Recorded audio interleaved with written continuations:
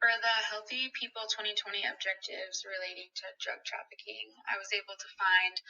5 objectives that relate to it: adolescent health, blood disorders and blood safety, educational and community-based programs, HIV, and substance abuse. I was able to relate adolescent health back to drug trafficking because if adolescents have an individual in their life who they can talk to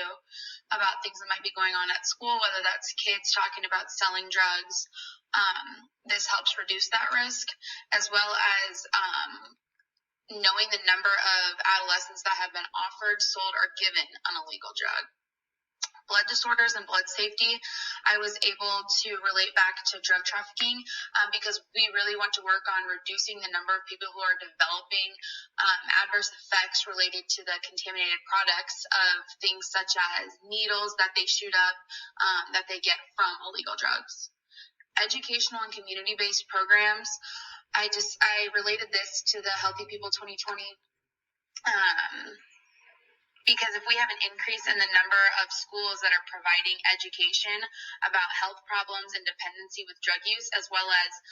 buying drugs, selling drugs, then I think that will really deter some kids from doing that. HIV, I was able to relate back to drug trafficking because HIV infections are possible to get from needle use from illicit drugs such as heroin or meth. And then substance abuse, that's just an overall general of drug trafficking because in the big picture, we want to reduce drug-induced death and we want to reduce